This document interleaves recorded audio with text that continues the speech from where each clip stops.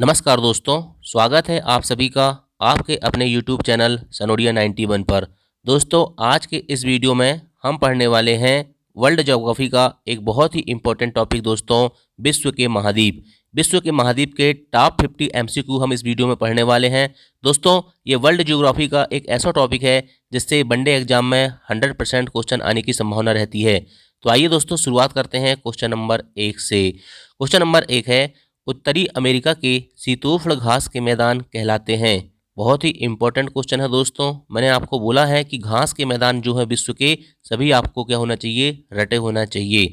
तो उत्तरी अमेरिका के शीतोष्ण घास के मैदान क्या कहलाते हैं? इसका सही उत्तर हो जाएगा ऑप्शन नंबर डी, प्रेरी। ठीक है, ऑप्शन नंबर डी प्रेरी। याद रखना, उत्तरी अमेरिका के जो शीतोष्ण घास के मैदान हैं प्रेरी कहलाते हैं। नेक्स्ट क्वेश्चन देखते हैं, किस महाद्वीप को नई दुनिया कहा जाता है? किस महाद्वीप को नई दुनिया कहा जाता है? तो याद रखना दोस्तों, उत्तरी अमेरिका को नई दुनिया कहा जाता है। क्या कहा जाता है? उत्तरी अमेरिका। दोस्तों याद रखना, इस महाद्वीप को नई दुनिया कहा जाता है। ये याद रखना दोस्तों कि ये विश्व का तीसरा सबसे बड़ा महाद्वीप है। ठीक है, इसकी खोज कब हुई थी? 1492 में हुई थी। ठीक है, किसने किया था? तो कोलंबस ने दोस्तों उत्तरी अमेरिका की खोज की थी। दोस्तों, अगर आपको वीडियो पसंद आता होगा तो वीडियो को लाइक जरूर करना। ठीक है, चैनल में पहली बार आए होंगे तो चैनल को सब्सक्राइब कर लेना। चलिए दोस्तों, क्वेश्चन नंबर 3 देखते हैं, विश्व में सर्वाधिक कागज उत्पादन करने वाला देश कौन सा है? ठीक है, विश्व में सर्वाधिक कागज उत्पादन करने वाला देश कौन सा है? तो इसका सही उत्तर हो जाएगा कनाडा। ऑप्शन नंबर ए इसका सही उत्तर होगा। देखिए दोस्तों, बहुत सारे स्टूडेंट बोलते हैं कि सर बहुत आसान क्वेश्चन पढ़ाते हो, लेकिन एक चीज़ आपको बता देना चाहता हूँ कि किसी भी एग्जाम में जो सिलेक्शन होता है आपका इजी और मॉडरेट क्वेश्चन से ही होता है। टफ क्वेश्चन किसी से नहीं बनते हैं। ठीक है, इस बात को अपने दिमाग में बिठा के रख लो कि जो टफ या कठिन सवाल आते हैं वो आपसे भी नहीं बनते, यानी कि किसी से नहीं बनते, वो उसी से बनते हैं जिसने बहुत ज़्यादा डीप स्टडी की है। और इसके लिए दोस्तों सबसे पहले आपका बेसिक, ठीक है, आपको छोटे छोटे इजी चीज़ों को आपको कॉन्सेप्ट क्लियर होना चाहिए, तभी जाके आप उस मुकाम पे पहुंचोगे कि आप बहुत ही टफ क्वेश्चन जो आते हैं उन्हें सॉल्व कर सको। ठीक है, तो हम दोस्तों पहले आसान आसान पढ़ लेते हैं, इसके बाद हम धीरे धीरे मॉडरेट फिर टफ की ओर जाएंगे। चलिए नेक्स्ट क्वेश्चन देखते हैं। क्वेश्चन नंबर 4, विश्व में सर्वाधिक मक्का उत्पादन करने वाला देश कौन सा है? तो विश्व में सर्वाधिक मक्का उत्पादन करने वाला देश दोस्तों याद रखना आपका कौन सा है? विश्व में सर्वाधिक मक्का जो होता है दोस्तों याद रखना कहाँ पर होता है? अमेरिका में होता है, यूएसए में होता है। ऑप्शन नंबर बी इसका सही उत्तर होगा। नेक्स्ट क्वेश्चन है, चीनी का कटोरा किसे कहा जाता है या किस देश को कहा जाता है? ठीक है, चीनी का कटोरा दोस्तों याद रखना क्यूबा द्वीप है, इसे कहा जाता है चीनी का कटोरा। नेक्स्ट क्वेश्चन देखते हैं, विश्व की सबसे बड़ी ताजे जल की झील कौन सी है? तो विश्व की सबसे बड़ी ताजे जल की झील दोस्तों याद रखना सुपीरियर झील है, और ये उत्तरी अमेरिका महाद्वीप में स्थित है। नेक्स्ट क्वेश्चन देखते हैं, विश्व में गेहूं की मंडी के नाम से प्रसिद्ध नगर कौन सा है? तो विश्व में गेहूं की मंडी के नाम से प्रसिद्ध नगर दोस्तों याद रखना विनिपेग है। ऑप्शन नंबर ए इसका सही उत्तर होगा, विनिपेग। दोस्तों याद रखना, इसे विश्व की गेहूं की मंडी कहा जाता है। नेक्स्ट क्वेश्चन देखते हैं, देश के अंदर देश का दर्जा प्राप्त है, देश के अंदर देश का दर्जा प्राप्त है किसे? दोस्तों ये 4 देशों के नाम लिखे हुए हैं जिसे देश के अंदर देश कहा जाता है। ठीक है, तो इसका सही उत्तर हो जाएगा क्वेश्चन नंबर 8 का, देश के अंदर देश का दर्जा प्राप्त है क्यूबेक प्रांत। क्यूबेक प्रांत दोस्तों याद रखना उत्तरी अमेरिका में है और इसे देश के अंदर देश का दर्जा प्राप्त है। ठीक है, चलिए नेक्स्ट क्वेश्चन है, स्टैच्यू ऑफ लिबर्टी कहाँ पर स्थित है? तो याद रखना दोस्तों, स्टैच्यू ऑफ लिबर्टी अमेरिका में स्थित है। ऑप्शन नंबर सी इसका सही उत्तर होगा, स्टैच्यू ऑफ लिबर्टी अमेरिका में स्थित है। नेक्स्ट क्वेश्चन, विश्व का प्रथम राष्ट्रीय उद्यान कौन सा है?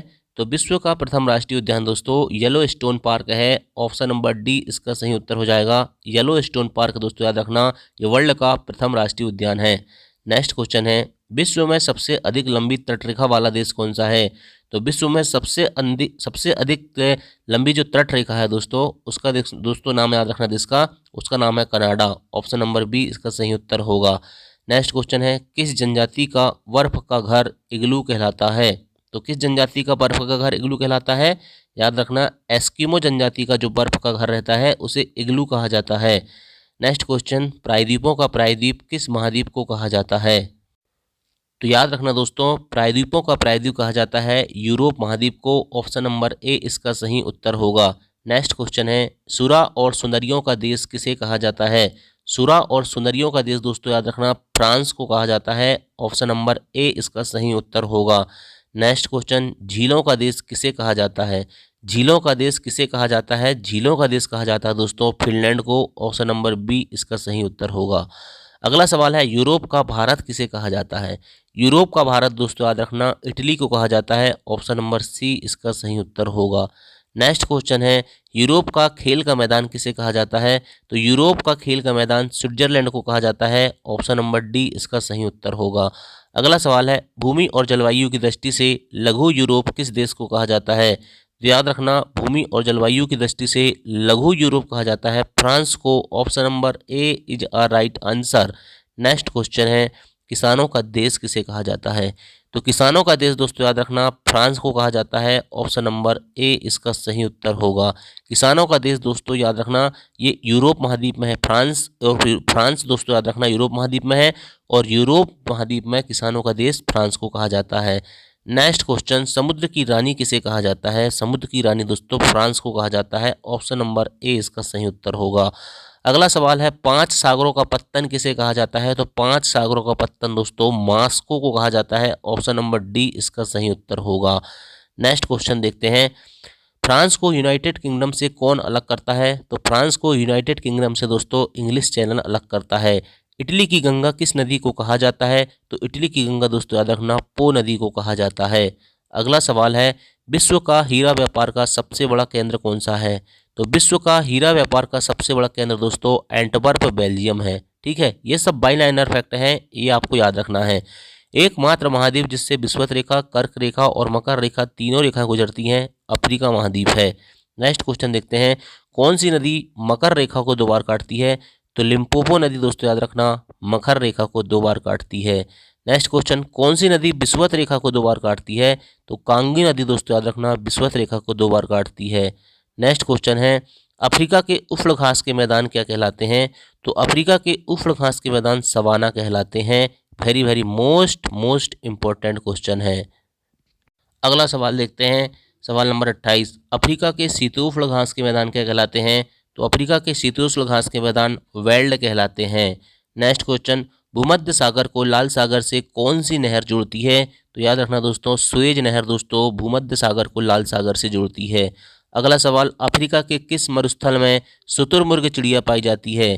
तो अफ्रीका दोस्तों याद रखना उसमें कालाहारी मरुस्थल है, यहाँ पर दोस्तों याद रखना शुतुरमुर्ग चिड़िया पाई जाती है। अगला सवाल, विश्व का सबसे बड़ा मरुस्थल कौन सा है?